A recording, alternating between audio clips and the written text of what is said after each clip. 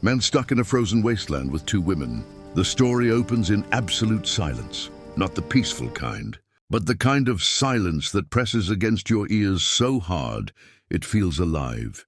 A vast white wasteland stretches endlessly in every direction, frozen solid under a pale, merciless sky. The wind moves like an invisible predator, carving paths through the snow, whispering threats that no human should ever hear. In the middle of this frozen nothingness, a man walks alone. His name is Ethan Cole.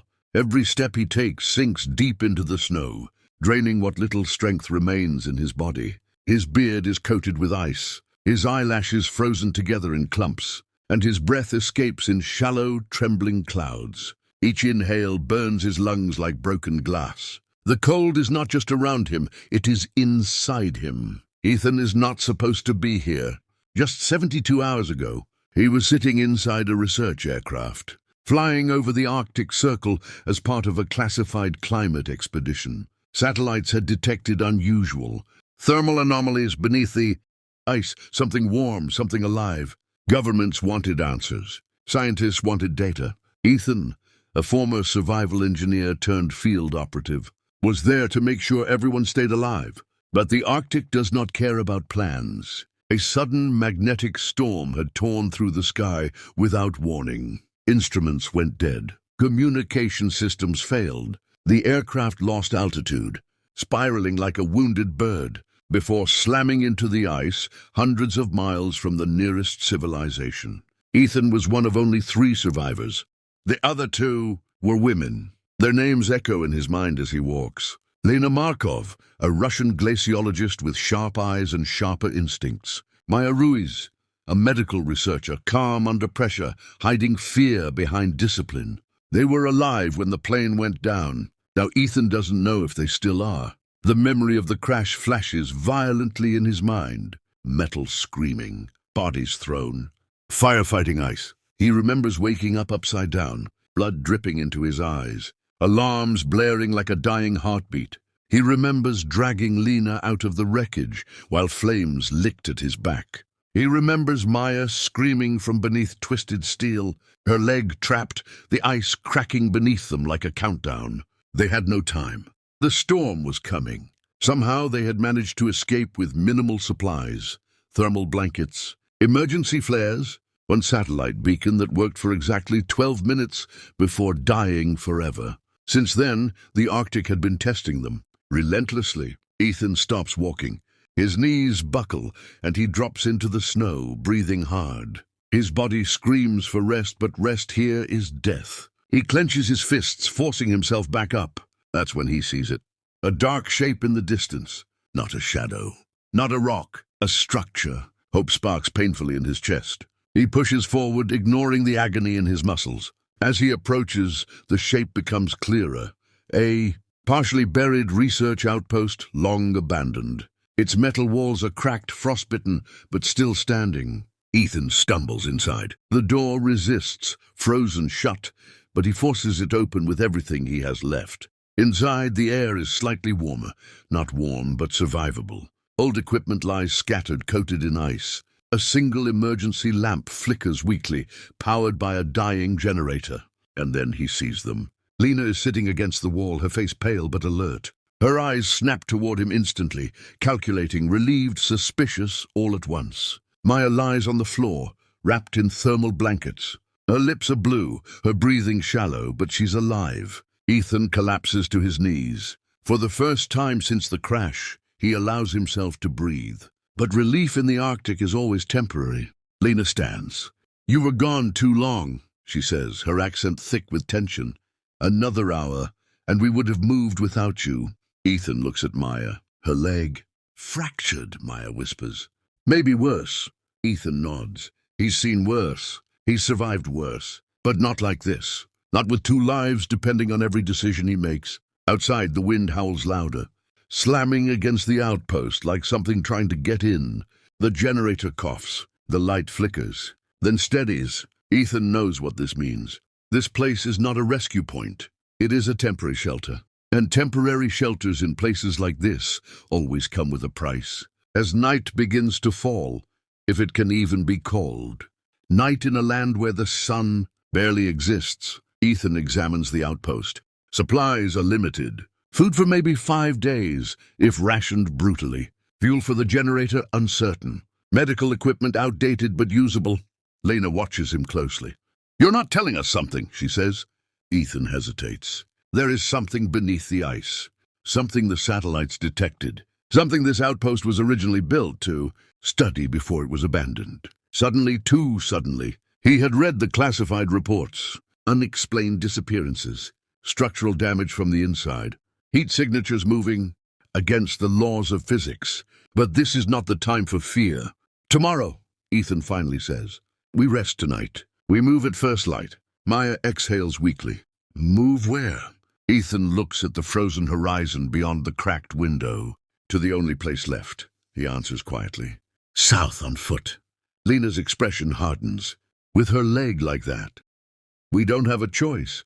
The wind screams outside as if mocking them. Far beneath the ice, something shifts. The camera would slowly pull away from the outpost, sinking through layers of frozen darkness, revealing faint, unnatural light pulsing deep below the surface, alive, waiting. And above it all, 3 fragile humans cling to warmth in a world that wants them erased. Man stuck in a frozen wasteland with 2 women. Night in the Arctic is not darkness. It is something far worse. It is a dim, endless twilight, where shadows stretch unnaturally. Long in the sky glows with a dull, lifeless blue. Time loses meaning here. Minutes feel like hours. Hours feel like a slow descent into madness. Inside the abandoned outpost, the generator hums weakly, like a dying heart refusing to stop. The walls creak as the temperature drops even further, metal contracting under the pressure of cold. So intense it feels intelligent, deliberate. Ethan sits near Maya, carefully adjusting the splint on her injured leg. His movements are slow, precise, the kind born from years of survival training. Maya winces but does not cry out. Pain is a luxury none of them can afford. Lena watches from across the room, her back against the wall, rifle resting across her lap. Her finger stays close to the trigger, not because she expects an attack from outside, but because she trusts nothing anymore. Not the storm, not the outpost, not even Ethan. "You still haven't told us everything," Lena says quietly. Her voice cuts through the hum of the generator. Ethan doesn't look up. "There's nothing useful to tell." "That's a lie," Lena replies instantly. "I've been to stations like this. They don't get abandoned for no reason." Maya looks between them, sensing the tension. "Ethan, what did the satellites actually detect?" Ethan finally stops. For a long moment he says nothing. The wind slams into the outpost, rattling the walls as if demanding an answer with them. "Heat," he says at last, "deep under the ice. Too deep, too warm." "So, volcanic activity?" Maya asks. Ethan shakes his head slowly. "It moved." Silence fills the room. Lena's grip tightens on the rifle. "Ice doesn't move heat like that." "No," Ethan agrees. "It doesn't." The truth hangs heavy between them, unspoken but understood. Whatever caused the anomalies wasn't natural, and whatever it was, this outpost had been built to observe it. Until something went wrong. Very wrong. Maya breaks the silence with a weak attempt at humor. "Well, if something down there wanted us dead, it's doing a terrible job so far." Ethan forces a small smile. Lena does not. "Or it's waiting," Lena says. Hours pass. The generator sputters twice, then steadies again. Ethan checks the fuel gauge, lower than before, too low. They won't survive another night if it fails. Just before what passes for dawn, the sound begins. At first, it's barely noticeable. A vibration, a low-frequency hum that seems to come not from outside, but from beneath the floor. Ethan freezes. "You hear that?" he whispers. Lena nods slowly. "Yes." Maya's eyes widen. "What is it?" The hum grows stronger, resonating through the metal walls, through their bones. Frost shakes loose from the ceiling, drifting down like ash. Then silence. Complete, absolute silence. The generator dies. Darkness swallows the room. Maya gasps. Lena snaps on her flashlight, instantly sweeping the beam across the outpost. The cold rushes in like a living thing, temperatures plummeting within seconds. Ethan moves fast, too fast for exhaustion. Survival instinct overrides pain, fear, doubt. He pulls emergency flares from a locker, strikes one, bathing the room in harsh red light. And that's when they see it. The floor. A thin crack has formed in the ice beneath the metal panels, glowing faintly, pulsing with unnatural light. Lena takes a step back. That wasn't there before. The hum returns, stronger, closer. Maya grips Ethan's arm. Ethan, something is coming up. The crack widens. Ice groans. Metal screams. Then suddenly it stops. The glow fades. The hum disappears. Nothing emerges, but the damage is done. Ethan knows it instantly. This place isn't safe anymore, he says. Lena doesn't argue. They pack what little they can. Food, medical supplies. 1 rifle, 2 flares. Hope barely. Ethan rigs a makeshift sled for Maya, using debris from the outpost. It won't be comfortable. It won't be fast. But it's the only way. As they step outside, the Arctic greets them with brutal indifference. Endless white, howling wind, and footprints. Fresh ones. Lena kneels, examining them. Her face drains of color. These aren't ours. Maya whispers, people. Ethan stares at the tracks disappearing into the storm. No, he says quietly. Too deep. Too wrong. The ground trembles again, just for a second. Enough. They move. Hours turn into agony. Ethan pulls the sled, muscles screaming, lungs burning. Lena scouts ahead, eyes scanning the horizon constantly.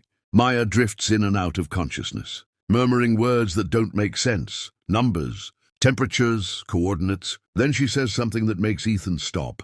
It's not chasing us, Maya whispers. Ethan turns. What? It's guiding us. Before he can ask what she means, the storm clears slightly, and they see it. A massive fracture in the ice ahead. A chasm glowing with the same unnatural light they saw beneath the outpost. Heat rises from it in visible waves, warping the air. Lena shakes her head in disbelief. That's impossible. Ethan feels a cold far deeper than the Arctic settle into his chest. This is the source. This is what they were sent to find. And it wants them here. The ground trembles again, stronger this time. Ice collapses near the edge of the chasm. Something moves far below, not fully visible, but unmistakably alive. Maya grips Ethan's sleeve with surprising strength. Her eyes are clear now, focused, afraid. It's been awake for a long time, she says. And it doesn't want to be alone anymore. The wind dies completely. The Arctic holds its breath. And Ethan realizes the truth. Survival is no longer about escaping the cold. It's about choosing whether humanity should ever leave this place alive. The camera would pull back slowly, revealing the tiny figures, standing at the edge of the glowing abyss, 3 humans facing something ancient, powerful and unforgiving. Beneath the ice,